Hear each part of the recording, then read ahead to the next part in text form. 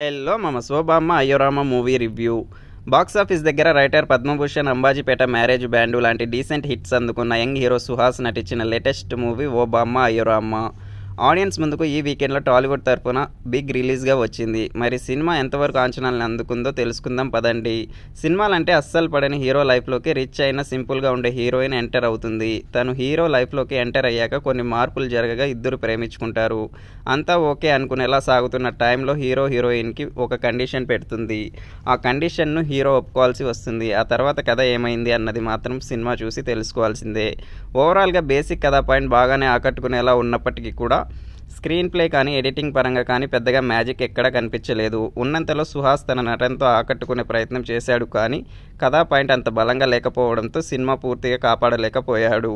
ఇక హీరోయిన్ మాలవిక మనోజ్ తన రోల్ వరకు ఆకట్టుకొని మెప్పించగా యాక్టింగ్ కూడా బాగానే చేసిందని చెప్పాలి. మిగిలిన యాక్టర్స్ని ఎవరి రోల్స్ వాళ్ళు పర్వాలేదు అనిపించారు. సంగీతం పర్వాలేదు అనిపించేలా ఉండగా బ్యాక్గ్రౌండ్ స్కోర్ కూడా ఫీల్కి తగ్గట్లు ఓకే అనిపించింది.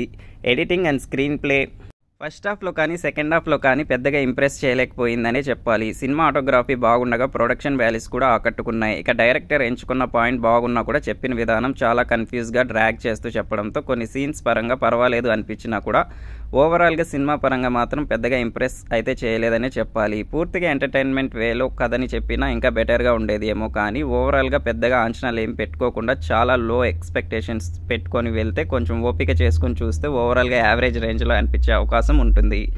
అంచనాలతో వెళ్తే మాత్రం సినిమా పెద్దగా అంచనాలను అందుకునే అవకాశం తక్కువే.